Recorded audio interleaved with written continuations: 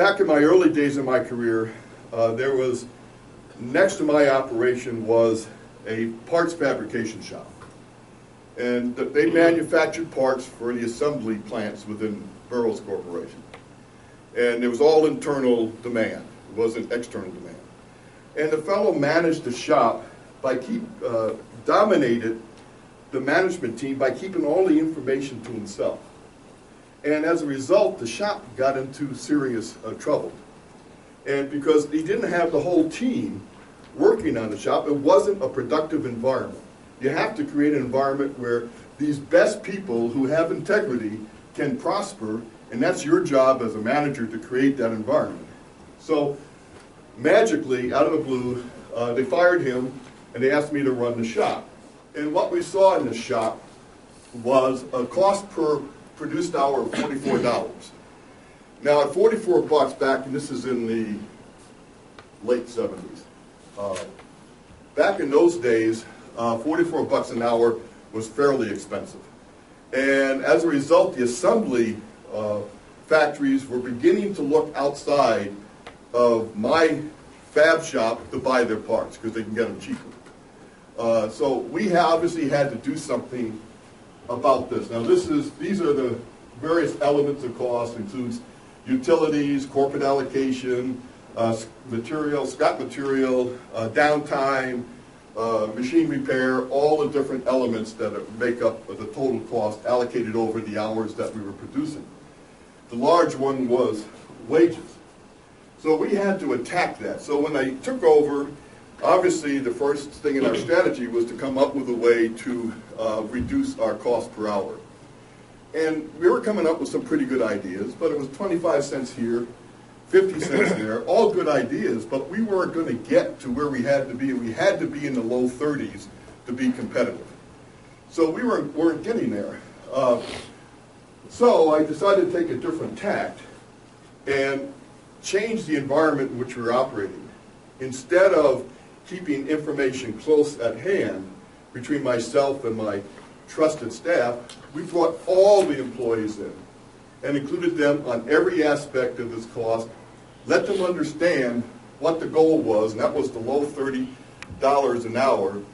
And that included the machinists, who were UAW and Teamsters. So now I have, in a large cafeteria, I didn't have PowerPoint or even Harvard graphics in those days, so I had to write a big piece of paper and put this chart up there.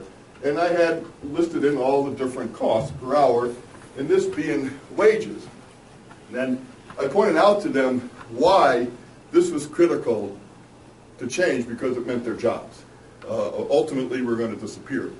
Now, 9 months forward, we were going to go into UAW negotiations, contract negotiations for the Detroit area. We had about 8,000 employees. I had about 500. So we were not going to control those negotiations.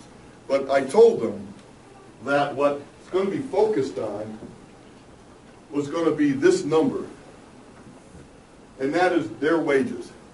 Now the company's going to try to push that down, UAW is going to try to push that up, but that was almost irrelevant to our survival because that was what we had to tackle.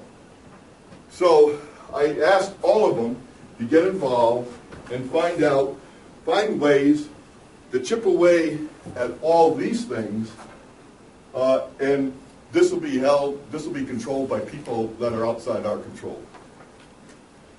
By involving everybody in that process, we got lots more ideas. We were able to capture a lot more ideas, and we ended up with a cost per hour of 32 bucks an hour.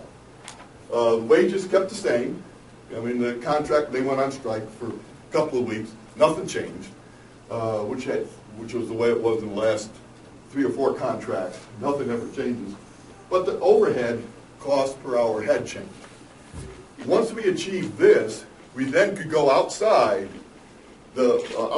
our captive base, which were other Burroughs assembly plants, and get work in from other companies, external work.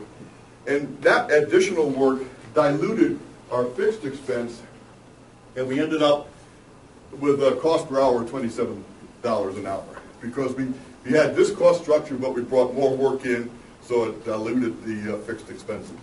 And the fab shop survived, and I got a big promotion, and everybody was happy. But the way we got there was we included everybody, and we created an environment that they knew as much as we knew, and everybody has the same motivation, and that is success, and this is what we got.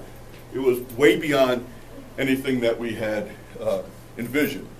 So our strategy before was get costs down and get work from the outside, and that was a good strategy, simple strategy, but it was useless unless you found a way to execute.